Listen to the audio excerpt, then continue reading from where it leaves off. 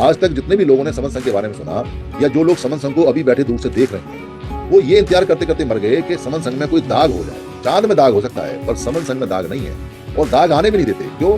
क्योंकि समन संघ व्यक्तिगत प्रॉपर्टी नहीं है, समन संघ सामूहिक सांघिक प्रॉपर्टी है। समन संघ में कोई भी चेंज होगा, एक व्यक्ति हाउस में लेके आ सकता है कि मैं ये नियम बनाना चाहता हूँ या ऐसा होना चाहिए, पर उसने वो चाहता है, उसकी चाहत तब पूरी होगी जब वो नियम समन संघ के लिए लाभदायक हो और उसको तर्क वितर्क के बाद में लोग अनुमोदित कर दें, तब उसकी चाहत पूरी होगी और वो भी उसकी रहेगी नहीं, फिर वो समन संघ की प्रॉपर्टी हो जाएगी। वो बेचारा ये भी नहीं कह सकता कि ये नियम मैं लेके आया था, ये मेरा नियम है, उसका नहीं है। अगर समन संघ ने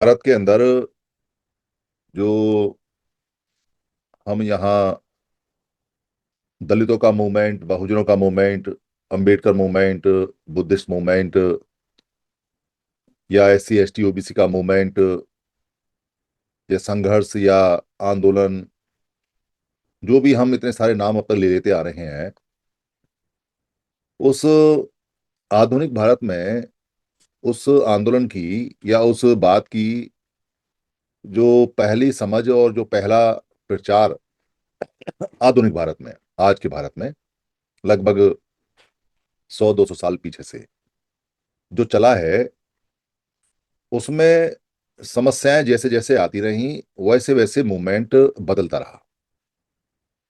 समस्याओं के साथ में जो लोग मूवमेंट को नहीं बदलते रहे वो खत्म हो गए, आउटडेटेड हो गए, निराश हो गए, डिप्रेशन में आ गए, खत्म हो गए, और वो मूवमेंट भी आगे नहीं चल पाए। इसलिए जो मूवमेंट होती हैं वो समय के हिसाब से लगातार लगातार बदलती रहती हैं।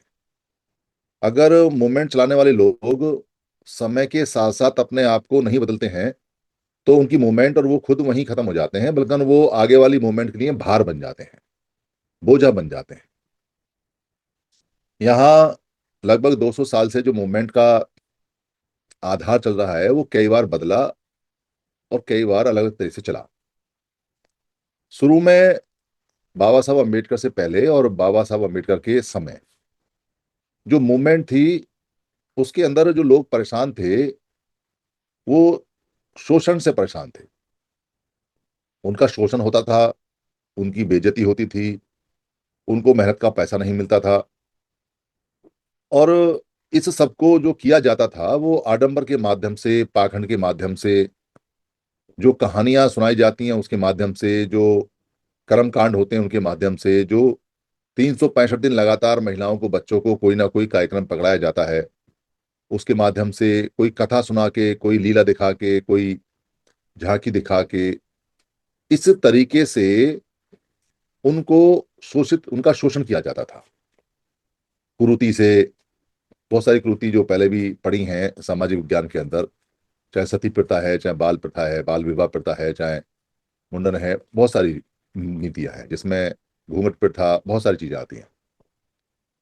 तो उनका सामाजिक कुरीतियों का विरोध और आडंबर का जो विरोध है, उससे बात समझ में आई कि भाई ये चीजें हमको रोक रही हैं आगे जाने से, ये बुराई की जड़ है, और इस बुराई को चलाने वाले जो लोग हैं वो ये हैं, ये भी बुरे हैं। तो बुराइयों का मूवमेंट स्टार्ट हुआ, लोग जागरूक होने शुरू हुए, जो किताबें लिखी उन लीलाओं की, उन कथाओं की, उन कहानियों की, उनका पोस्टमार्टम होना शुरू हुआ, उन पर डिस्कशन होना शुरू हुआ, उन पे तर्क वितर्क होना शुरू हुआ। तो बहुत पुराने लोग, जो लोग हैं 3 पीढ़ी पहले, 4 पीढ़ी पहले जिन्होंने ये आरंभ किया, वो लोगों को बताते थे कि देखो तुम्हें जो कहानी सुनाई है ये कहानी सत्य नहीं है, इस कहानी में सब गप है। ऐसा कैसे हो जाएगा कि कोई आदमी 6 महीने सोता है या 6 महीने जगता है? ऐसा कैसे हो जाएगा कि कोई उड़ने वाला खटोला है और वो उड़ के आ गया पर दूसरे व्यक्ति पुल बना रहे हैं? देखो ऐसा कैसे हो सकता है कि कोई आदमी रहता समुद्र पार है और उसकी बहन घूमने यहाँ आती है? ऐसा कैसे हो सकता है कि जो धनुष इतना भारी है कि जो जो सबसे ताकतवर आदमी था उस पर नहीं उठा और एक छोटी सी महिला ने उसको उठा के रख दिया? वो कहानियों में से कहानियां निकाल के तर्क वितर्क करके और लोगों को समझाया करते थे। कि ऐसा कैसे हो सकता है कि कोई शेर पे बैठे और शेर को ना खाए। ऐसा कैसे हो सकता है कि कोई गले में सांप डाले और सांप उसको ना डसे। ऐसा कैसे हो सकता है कि कोई ठंड में बिना कपड़ों की रहे। बहुत सारी बातें वो तर्क वितर्क पे करते थे कि लोहा कब आया, चांदी कब आई, सोना कब आया, सुनार कौन था, किसने रेशम के कपड़े बनाए, किसने नहीं बनाए। बहुत सारी बातें कहानियों में से वो विश्लेषण किया करते थे, लोगों को बताया करते थे। तो उससे लोगों को समझ आता था कि भाई ये तो काल्पनिक कहानियां हैं और ये काल्पनिक बातें हैं, इनके कोई तर्क पे आधारित तो है नहीं। वो मूवमेंट चलता था। और उस मूवमेंट के साथ में सामाजिक मूवमेंट चलता था कि भाई आपने मरे हुए जानवर का मांस खाना बंद करना है। जो कटा हुआ ताजा मांस है जिंदा वो खा सकते हो। आपने ये जो अ, पूजा पाठ का मामला है इसका कोई फायदा नहीं, इसको बंद कर सकते हो। या कहीं पैसा बर्बाद करने के लिए जाते हो दूर दूर यात्राओं पे, उसको बंद कर देना चाहिए। या ये जो जितना भी कर्मकांड करते हो इसका फल किसी और को मिलता है, पैसा और सूखा खाना कोई और ले जाता है, तुम्हें क्या मिलता है, इसको छोड़ो। और अपने बच्चों को पढ़ाने के लिए भेजो, उनको पढ़ाओ। और जो काम बेइज्जती देते हैं, जिन कामों में इज्जत नहीं होती है उनको छोड़ दो। और शहरों में जाओ, शहरों में जाके बसो। यहाँ मजदूरी मत करो, यहाँ पैसा नहीं मिलता। शहरों में जाके रहो, वहाँ कुछ करो। वहाँ ज़्यादा इतना दिक्कत नहीं है, वहाँ पैसा ज़्यादा चलता है, बाकी चीज़ें बाद में चलती हैं। ये मूवमेंट देश में चलती थी। जो लोग इस मूवमेंट को समझ गए वो पढ़ गए, उन्होंने वो गांव से शहर में आ गए। शहर में आए तो एक पीढ़ी ने बेशक सब्जी बेची हो या मजदूरी की हो, पर दूसरी पीढ़ी पढ़ लिख के कहीं छोटी मोटी नौकरी वोकरी लेके सरकारी कर्मचारी बन गए। तो दूसरी पीढ़ी का दौर आया और दूसरी पीढ़ी में जो सरकारी कर्मचारी लोग बने, उन सरकारी कर्मचारियों ने मूवमेंट को समझना शुरू किया। और आरक्षण की वजह से वो आए तो आरक्षण पे घात होने लगा। आरक्षण खत्म करने की कोशिश, उसका आंदोलन हुआ। अब आंदोलन बदल गया, आडंबर से अधिकार बचाने का आंदोलन आ गया। फिर आंदोलन बचाया कि भाई हमारे साथ जो एट्रोसिटीज होती हैं उनकी एफआईआर कराओ, उन पर मुकदमा कराओ, आंदोलन करो, इकट्ठे रहो, एकजुट रहो, संगठन बना लो। तो संगठन बनाए, संगठन बना के सामाजिक संगठन हुए, फिर धार्मिक संगठन भी बनने शुरू हुए, अलग अलग संतों के नाम से, बुद्ध के नाम से, और जो लोग हैं उनके नाम से धार्मिक संगठन की एकता आई। उसके बाद में फिर राजनीतिक पार्टी भी बननी शुरू हुई, फिर राजनीतिक पार्टियां बहुत सारी बननी शुरू हुई। ये मूवमेंट का दूसरा और तीसरा फेज रहा। इस मोमेंट में आडंबर की बात ज्यादा नहीं होती थी। इस मोमेंट में कथा कहानी वो सबको समझ में आ गया। वो जो ज्योतिबा फूले की कहानियां हैं या जिसमें बहुत सारी चीजें कहानियों के रूप में आई और किताबों में आई, वो लोगों ने पढ़ी। और जो लोग समझदार थे वो समझते चले गए कि ये तो बेकार की बातें हैं। पढ़ाई लिखाई और अपने अधिकार बचाना और इकट्ठे रहना ठीक है। तो इकट्ठे रहने का काम हुआ। पैसा इसमें रोल प्ले करने लगा, सरकारी कर्मचारी चंदा देने लगे, तो पैसा भी इन्वॉल्व होने लगा। फिर छोटे मोटे कहीं दफ्तर वगैरह बनने शुरू हुए, संगठनों के, पार्टियों के। और पार्टियों में थोड़ी बहुत अचीवमेंट भी करके दिखाई साहब काशीराम ने, ताकि हौसला बड़ा रहे और हिम्मत बड़ी रहे कि हम पार्टी में भी कुछ कर सकते हैं। इस दौर के अंदर बहुत सारे संगठन अलग अलग तरह के बने और बहुत सारी बातें इसमें आनी शुरू हुई। बहुत सारे लोगों ने प्रतिवाद करते विरोध के रूप में धर्म के अगेंस्ट में बुद्ध को भी धर्म बना के इस्तेमाल करना शुरू किया। बिहार भी बनाने शुरू किए, जगह बनानी शुरू की, अम्बेडकर भवन बनाने शुरू किए, कुछ गिने चुने स्कूल भी बनाने शुरू किए। यूनिवर्सिटी तो नहीं बन पाई कोई, और काम चलता रहा। और मूवमेंट का जो फेज आया इसमें संविधान बचाने का, आरक्षण बचाने का, अधिकार बचाने का, नौकरी बचाने का, ये मैक्सिमम काम ये चला। यानी सरकारी अधिकार बचाने का, संवैधानिक अधिकार बचाने का, नौकरी बचाने का, नौकरी लेने का। और अब जो स्थिति है, अब तो वोट का अधिकार बचाने का भी झगड़ा चल रहा है। तो ये फेज यहाँ चला। इस फेज में सभी ने ताकत लगाई और लगा रहे हैं। खासतौर से जो लोग बाम सेफ से सीख के आए, तो बाम सेफ से जो सीखा उन्होंने वो बाबा साहब की किताबों के ऊपर सीख कर मूवमेंट को चलाया। और बाबा साहब की किताबों के आधार पे उन्होंने ये बात निकाली कि हमारा दुश्मन है और उसका नाम वमन है, ब्राह्मण है, और वही सब कुछ करता है। ये खूब प्रचारित हुआ। और और भी दो तीन बातें निकल के आई कि भाई ये बाहर के लोग हैं, विदेशी हैं, हम मूल निवासी हैं। ये मूवमेंट भी चला। छोटे मोटे टाइगर फोर्स भी चले। सब लोगों ने अपने अपने वॉलंटियर ग्रुप बनाए, अलग अलग हो गए, अलग अलग धड़ों में हो गए। मूवमेंट में सबका लगभग एक सा ही रुझान रहा। यानी कि ब्राह्मण दुश्मन है, ब्राह्मण विदेशी है, हम मूल निवासी हैं, और हमको अपने अधिकार बचाने हैं। संविधान खतरे में है, संविधान जा रहा है, हमारी नौकरियां नहीं है, आरक्षण खत्म हो रहा है, एट्रोसिटीज बढ़ रही हैं। सबका लगभग यही का यही रहा और सब अपने अपने स्तर पर संघर्ष करते रहे। वो आडंबर वाला बात और जो कथा कहानियों में जो झूठी कथा कहानी था वो फेज लगभग फेड हो गया, खत्म हो गया, वो लगभग सबको समझ में आ गया। तो जो लोग अभी आडंबर में ही अटके रहे वो आगे नहीं बढ़ पाए, पर जो लोग यहाँ तक पहुंचे आरक्षण में या संवैधानिक भाषा में या जो अपने अधिकार बचाने के लिए या जो आज के समय जो मूवमेंट में समस्या उनको लगाने चले वो यहाँ तक पहुंचे। अब यहाँ से आगे नहीं बढ़ पा रहे, मतलब यहाँ से आगे उनको समझ में नहीं आ रहा है कि कहाँ जाए कहाँ नहीं जाए। लगभग सारे संगठनों का, सारे धार्मिक संगठनों का, सारे राजनीतिक संगठनों का, सारे सामाजिक संगठनों का, सारे जो लड़कों के दल बल हैं जो भी हैं वो एक ही दिशा में अलग अलग काम कर रहे हैं। दिशा एक है, और वो जिस चीज को फाइट करने के लिए अलग अलग लड़ रहे हैं वो भी ठीक हो जाता अगर वो एक साथ लड़ते। अगर वो एक साथ लड़ते तो जिन मुद्दों को लेकर लड़ रहे हैं वहां से भी परिणाम आ सकते थे, क्योंकि एक साथ आने से मुद्दा हो या ना हो परिणाम आ जाते हैं। ये एक साथ आने की खास बात है। आपके पास चाहे कितनी पुरानी टेक्निक हो, चाहे भले ही आप पुराने जो पुराण हैं, वेद हैं या जो भी कुछ है, चाहे उनका कुछ भी करो या पुराने जो कथा कहानियां उनको भी क्रिटिसाइज करो, पर एक अगर होके आते तो उसमें बात बन जाती। तो अभी एक नहीं है, तो यहां से सारे के सारे बंद रास्ते में ताकत लगा रहे हैं। यानी सामने जो सुरंग खोद रहे थे वो सुरंग खोदते खोदते सामने दीवार आ गई, और सब लोग अलग अलग सुरंग खोद रहे हैं और दीवार पे धक्का मार रहे हैं और दीवार टस से मस नहीं हो रही। उनको समझ में नहीं आ रहा कि क्या करें, और उनको लगता है कि बस दीवार में धक्का मारना ही सफलता की गारंटी है, सफलता हो जाएगी।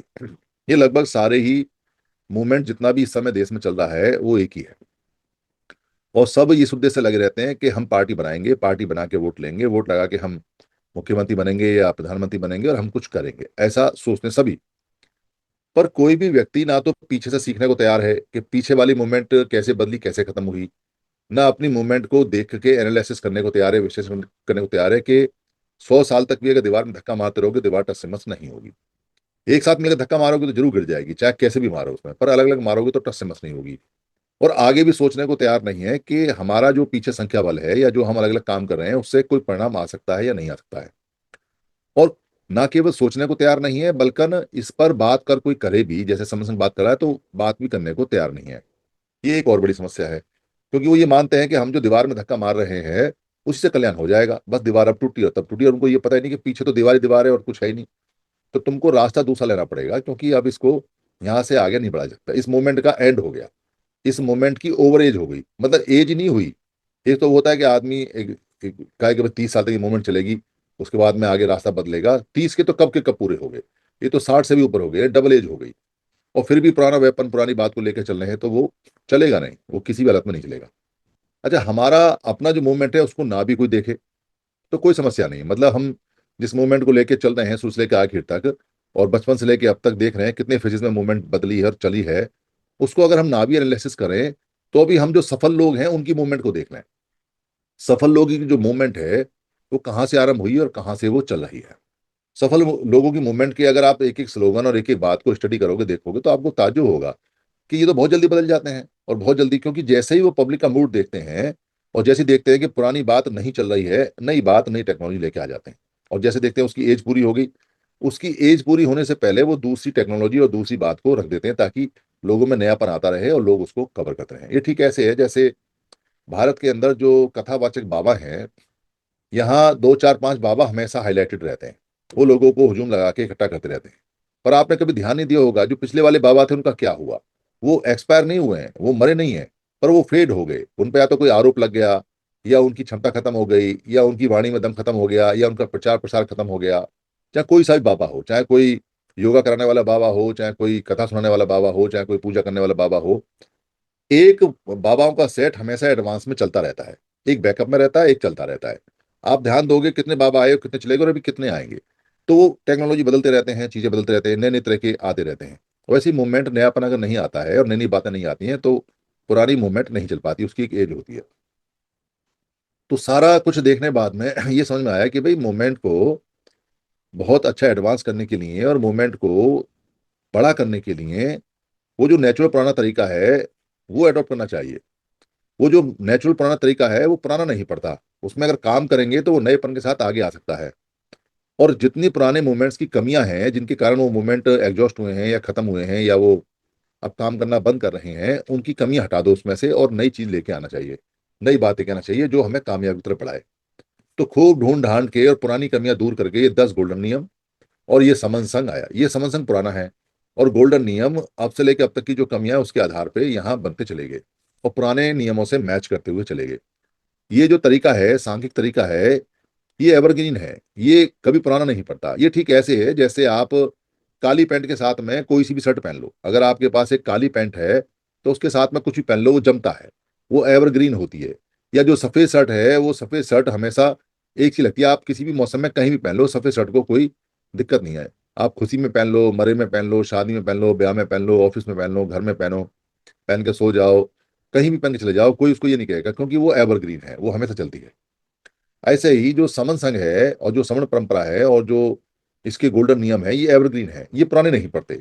इसलिए पुराने होते हुए भी इसकी अडोप्टेशन, इसको एक साथ मानने के लिए सब लोग लालच रहते हैं और सब लोग कहते हैं यार ये तो कमाल की चीज है। ये कमाल की इसलिए है क्योंकि ये पेटेंटेड जो पेटेंट आइटम है, इसको, ये पुराना नहीं होता, ये हमेशा नया रहता है, हमेशा इसमें कुछ ना कुछ बढ़िया रहता है, इसलिए ये सब सबको पसंद आता है। तो यहाँ जो समन संघ है, समन संघ के जो नियम है और समन संघ की जो जानकारी है और समन संघ के बारे में जो हम आगे बढ़ रहे हैं, ये पुराने सारे सिस्टमों से एडवांस सिस्टम है। पुराने सिस्टम आप कितना ही कोशिश कर लो, कितनी मेहनत कर लो, कोई भी आ जाए, आए तो तर्क करके देख ले, इसमें किसी का भी हो, कोई भी चला रहा हो, उनके एक पैटर्न है सबके, और वो पुराने हो गए हैं। उस पैटर्न में वो वमन के विरोध में काम कर रहे हैं, अपने समर्थन में नहीं कर रहे हैं। वमन के विरोध में लोगों को इकट्ठा करते हैं और लोगों को पिछली समस्याओं से डराते हैं, उनका भय दिखाते हैं। और पिछली समस्याओं में जिसमें पिटाई है, जिसके अंदर क्राइम है, जिसके अंदर मार देते हैं, जिसके अंदर बलात्कार कर देते हैं, जिसके अंदर जमीन छीन लेते हैं, जिसके अंदर नौकरियों में प्रताड़ना करते हैं, वो सारी की सारी समस्याओं को वो लेके आते हैं। एफआईआर नहीं लिखी गई, या पढ़ने नहीं दिया गया, या बहुत सारी बातें हो गई, स्कूल से निकाल दिया, कॉलेज से निकाल दिया, वजीफा नहीं मिला, फीस नहीं भरने दी, बहुत सारी बातें उसमें आती हैं जो पिछली हैं। तो वो चीजें अब काम नहीं करती।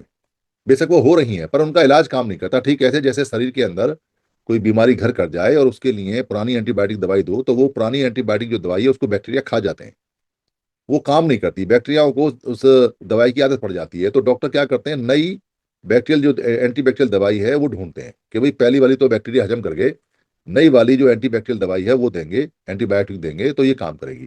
तो जब मरीज रजिस्टर कर जाता है पुरानी एंटीबायोटिक दवाई से, तो उसको नई तरह की ड्रग्स देते हैं और फिर वो उससे ठीक हो जाता है। और कुछ समय बाद फिर पता चलता है कि जो पहले एंटीबायोटिक दिया वो भी काम नहीं कर रहा है, तो फिर उसको नया एंटीबायोटिक देते हैं। और ऐसे उसको 3-4 प्रकार के एंटीबायोटिक देते देते फिर डॉक्टर जब देखते हैं कि अब इसको सबसे नया वाला भी काम नहीं कर रहा है, तो फिर सबसे पुराना वाला देते हैं, क्योंकि सबसे पुराना वाला जो है उसको बैक्टीरिया भूल चुके होते हैं कि ये भी कोई दवाई है, तो पुराना वाला फिर काम कर जाता है। ये ठीक ऐसे ही समन संघ है। समन संघ में जो पुराना वाला जो इलाज था, जो समन संघ का जो पेटेंट है सबसे ज्यादा, वो इस समय काम करेगा, इसमें वही काम करेगा और कोई काम करेगा नहीं। तो यहाँ सारी बुराइयों को खत्म करते हुए पुराना समन संघ के साथ में जो नई बात है वो ये है कि हमें इन सारे संगठन जितने भी हैं उनको ये याद दिलाना है, उनको ये स्वीकार कराना है, उनसे ये बहस करनी है, उनसे ये तर्क करना है, उनसे ये वितर्क करना है कि या तो तुम बता दो कि कैसे हमारे कष्ट दूर होंगे, और गप्पे मत मारना और हाइपोथेटिकल मत बोलना। मतलब मुक्का मार मार के गले की नसें खींच के भाषण मत देना कि ऐसे होगा, ऐसे होगा, ऐसे होगा। कागज पेन लेके समझाओ हमको कि पिछला तुमने अब तक क्या किया और क्या हुआ, और आगे क्या होगा क्या नहीं, और तर्क के आधार पर बताना। तो आपको वो समझा नहीं पाएंगे। भाषण देके आदमी चला जाता है, सवाल जवाब नहीं करता, उसका क्या कर लोगे।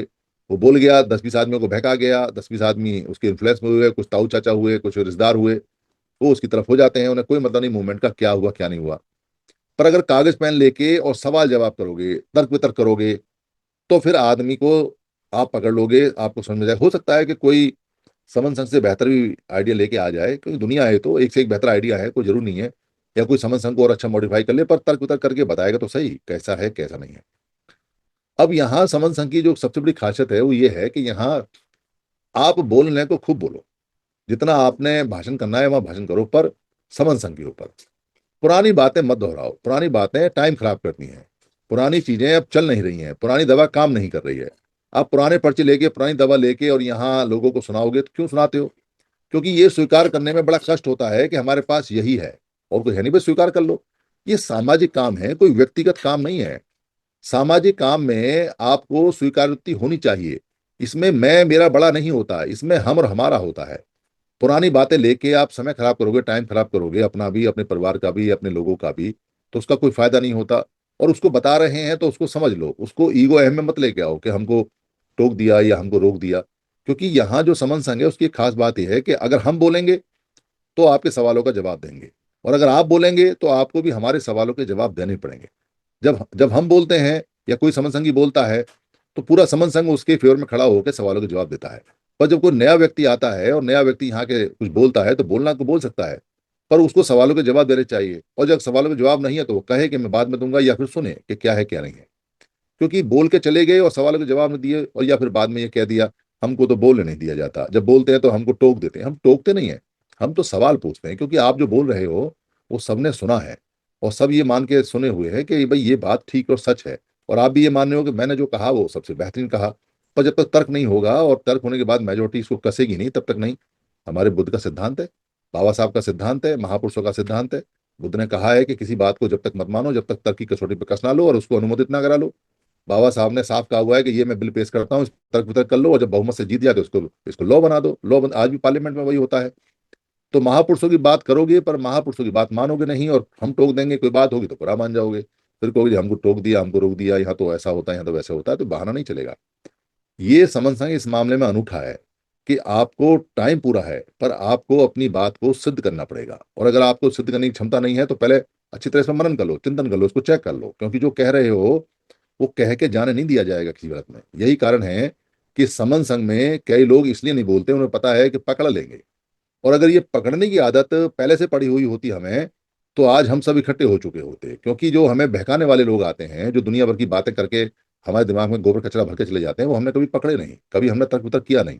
हमने महापुरुषों की बात मानी नहीं कि भाई तर्क वितर्क करके इसको कसौटी पे कसना चाहिए। और तर्क वितर्क करके कसौटी पे कसने का काम कोई आसान काम नहीं है। दिमाग की नसें हिल जाती हैं, क्योंकि आपको पहला भी याद रखना पड़ता है, बाद का भी याद रखना पड़ता है, सामने वाले का भी याद रखना पड़ता है। सवालों के जवाब भी ऐसे होने चाहिए जो बिल्कुल ठीक हो। झूठा सवाल का जवाब चलता नहीं, कोई भी पकड़ लेगा। आज भी पकड़ेगा तो कल पकड़ लेगा, परसों पकड़ लेगा। फिर क्या करोगे जब पकड़े जाओगे तो बात खराब हो जाएगी। तो समन संघ लेटेस्ट बातों को तर्क वितर्क के साथ में रखता है, उनको अपना नियम बनाता है और चलता है। ये प्रोसेस अभी तक किसी के पास नहीं है समन संघ को छोड़ के, और कोई इस प्रोसेस को अडॉप्ट करने को तैयार भी नहीं है। या मैं ये कहूंगा कि इस प्रोसेस को कोई जानता भी नहीं है। जानता होता तो अप्लाई करता भी। तो ये जो प्रोसेस है समन संघ वाला, ये अनबीटेबल है। मतलब ये बीट नहीं हो सकता, ये पिट नहीं सकता, क्योंकि ये सांघिक है। इसमें पूरा संघ भाग लेता है। कुछ सुनते हैं, कुछ सवाल करते हैं, कुछ जवाब देते हैं, पर इन्वॉल्व सभी रहते हैं। नया क्या हो पुराना क्या हो सभी सुनते हैं। ये बात ठीक है या नहीं है, ये बात ठीक है नहीं है, और तर्क वितर्क में ये बात करते हैं। ये हम 5 साल से लगातार, वैसे तो हम 20 साल से कर रहे हैं, पर ओपनली यहाँ 5 साल से कर रहे हैं। ऐसा कोई प्लेटफॉर्म नहीं है भारत के अंदर जो हमको इन्वाइट करे कि आओ तर्क वितर्क कर लो। पर ये प्लेटफॉर्म ऐसा है जिसमें हम ये कहते हैं आ जाओ, कोई भी आ जाओ तर्क वितर्क कर लो। अब जब हम इनवाइट करते हैं तर्क वितर्क करने के लिए, तो लोग आते क्यों नहीं है, सवाल ये है। भाई तुम भाषण देते हो, तुम लोगों को समझाते हो, तुम कहते हो कि हमारी बात सबसे अच्छी है, हमारा ये संगठन है, हमारा ये धर्म है, हमारा ये मजहब है, हमारा ये ग्रुप है, हमारी ये राजनीतिक पार्टी है, और ये सबसे अच्छी है। तो डरते क्यों हो? हमें पता बताओ, हम आ जाते हैं। तुम अपना पोर्टल लगाओ, हम आ जाते हैं, या इस पोर्टल पे आ जाओ। बहुत लोगों से मैंने ये कहा है। कई बार यहाँ लोग आते हैं, आते कहते हैं जी 300 लोग जुड़े थे, 200 लोग जुड़े, 250 लोग जुड़े, तो देख के थोड़ा मन ललचा जाता है कि हम अपनी बात रखें। वो यहाँ कई बार बात रखते हैं, तो यहाँ तर्क वितर्क होता है। तर्क वितर्क में फिर कुतर्क होना शुरू हो जाता है, सवाल का जवाब नहीं देते, लड़ने बैठ जाते हैं। तो हम उनसे कहते हैं, अरे भाई यहाँ 200 250 लोग तुमको मिल गए सुनने के लिए, इनको पिछले 5 साल से सुना सुना के पक्का कर रहे हैं, ये सवाल जवाब पूछते हैं, तुम परेशान हो जाते हो। तो एक काम करो, तुम 200 250 आदमी तुम इकट्ठे कर लो, और फिर हमें बुला लो। यहाँ से जो समन संगी हैं, जो पक गए हैं, वो आ जाएंगे। और फिर जो तुम पोर्टल लगाओगे ना उस पर करेंगे हम, तो तुमको पता चलेगा कि कैसा महसूस होता है जब 200 250 आदमियों को आप 5 साल से पकाते हो, 300 400 आदमियों को 5 साल से पकाते हो, और फिर उनको आगे आप 2 मिनट के अंदर जमे जमाए लोग मिल जाते हैं और कुछ कह के चले जाते हो, और फिर सुनते नहीं हो, और फिर ये कहते हो जी हमको ऐसा कह दिया वैसा कह दिया। तो लगाओ ना खुद। एक भी आदमी ऐसा नहीं आया आज तक जो ये कहता हो कि हाँ जी मैंने पोर्टल लगा दिया है, आप आ जाओ और आके सवाल जवाब करो। एक सिंगल आदमी नहीं आया। यहाँ अभी एक वो आए थे अतुल साके, और पिछले कई साल से लगातार सवाल करे। उनके हमने सारी वीडियो है हमारे पास, हमने उनके हर सवाल का जवाब दिया, हर सवाल का परफेक्ट जवाब दिया। उन्होंने सवाल पे सवाल किए, सवाल हमें तो मजा आता है। एक दिन उन्होंने फोन किया, मैंने कहा भाई तुम इतने सवाल पूछ के गए, सारी बात करके, फिर भी तुमने अलग जाके दुकान खोल ली, और तुमने दुकान अलग खोल ही ली है तो एक बार हमको भी बुलाओ ना। तुम यहाँ पोर्टल पे आके खिचड़ी पका के चले गए और सवाल जवाब करके, एक बार हमको मौका दो ना, हम भी अपने 4 संगी भेजें तुम्हें। हमारे पास भी ऐसे संगी हैं जो तुम्हारे पोर्टल को 2 मिनट में फाड़ के आ जाएंगे। तो हमारी हिम्मत देखो कि हम 5 साल से क्या बोलते हैं आपके जैसे लोगों के सवाल के जवाब दे रहे हैं, सिर्फ इस दम पे क्योंकि समन संघ की टेक्नोलॉजी और समन संघ की पॉलिसी सबसे बेस्ट है। इसलिए नहीं, अगर ये कोई संगठन होता तो क्या जवाब देते हम? 2 मिनट में आदमी कह देता तुम्हारा भी संगठन है, हमारा भी संगठन है। ये कोई राजनीतिक पार्टी होती तो लोग कह देते अरे क्या राजनीतिक पार्टी है, बहुत सारी राजनीतिक पार्टी है, सबसे बड़ी तो बीएसपी है, उससे बड़ी कोई पार्टी हो दिखा दो। तो जाहिर सी बात है, अगर राजनीतिक पार्टी बनाते तो 2 मिनट में कोई हमारा मुंह बंद कर जाता और हमें करना पड़ता। बिल्कुल ठीक है। अगर हम ये चंदा बटोर रहे होते तो कोई भी कह देता कि अरे तुम चंदा बटोरते हो, तुमसे ज्यादा तो वामन मेरे सामने बटोर रखा है, किस को तुम्हारी क्या औकात है, तो मानना पड़ता अरे भाई वही चंदा बटोरने वाले ज्यादा हैं, पर यहाँ तो हम बटोरते नहीं चंदा, इसलिए यहाँ किसी की हिम्मत नहीं होती। तो कोई कहता है कि अरे तुम तो यहाँ संगठन बना रहे हो, तो संगठन वाला आ जाता तो कह रहे काय का संगठन बना रहे हैं भाई, यहाँ सब बराबर हैं और यहाँ संघ है और संघ में कोई संगठन नहीं होता। तो इसलिए हमारा दम बड़ा रहता है, हमारी हिम्मत बड़ी रहती है, तो कोई हमको इन्वाइट नहीं करता, ना हमको राजनीतिक पार्टी, ना हमको सामाजिक संगठन हमारे यहाँ इधर आते भी नहीं बहस करने के लिए, और हमको बुलाते भी नहीं। इस बात को नोट करना सब लोग कि समन संघियों को अनटचेबल मानते हैं। अनटचेबल इसलिए मानते हैं कि समन संघी वो वायरस है कि जहां जाएगा उत्पाद मचा देगा, जहां जाएगा। इसके 10 गोल्डन नियम, उसके ऐसे वेपन और हथियार है कि जो वो 10 गोल्डन नियम बिखेरता है वहां जाकर, बोलता है कि ये जो नियम है इस पर काम करना है, तो बेचारे वो चुप हो जाते हैं, उनके पास कुछ है नहीं, इसलिए वो बायकॉट करते हैं। इसलिए कई बार कहते हैं टोपी नहीं पहननी है, इस बार कहते हैं ये समन संघ की बात मत करना। अब ये समन संघ की बात नहीं करना, ये तो हमने सुना था कि भाई ब्राह्मणों की बात मत करना, पर ये एक बात हमने कहाँ सुनी कि अपने लोगों की बात ना करें। इसमें क्या दिक्कत है? क्योंकि वो तर्क वितर्क नहीं करना चाहते। पर इसकी चिंता नहीं, इसकी परवाह नहीं, इसकी चिंता परवाह क्यों नहीं है? एक फिनोमिना बताता हूं आपको। जिस आइडियोलॉजी का, जिस बात का शुरू में जितना ज्यादा विरोध होता है, एक समय के पूरा होने के बाद वो बात लोगों में उतनी ही तेजी से फैलती है और उतनी तेजी से कामयाब होती है। ये नियम है, ये प्रकृति का नियम है, जिसका जितना ज्यादा विरोध होगा वो उतना ज्यादा फैलता है। आज हमारे संघियों को जगह जगह जगह विरोध उठाना पड़ रहा है, क्योंकि वो समन संघ की बात कहते हैं, 10 गोल्डन नियम की बात कहते हैं, आदमी के धक एकदम सीने में तीर जैसा लगता है।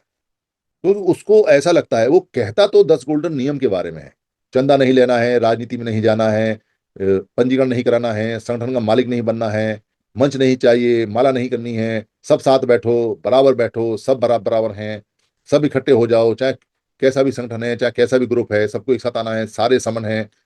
हम क्या बोलते हैं, हमारा जो सामूहिक निर्णय है वो सबसे ऊपर है, हम यहाँ केवल समण ही समण रहेंगे, कोई वमण नहीं रहेगा। ये बातें जब वो बताता है तो सारे संगठनों की हालत खराब हो जाती है, क्योंकि इन बातों के, ये बातें उच्च लेवल की हैं। ये बातें जो व्यक्ति 10 गोल्डन नियम रखता है अपने साथ में, उसका माथा और उसका जो कद है वो उनके मुकाबले बड़ा हो जाता है, क्योंकि ये आदर्श बातें हैं, ये आइडियल बातें हैं, ये अरिय सच हैं।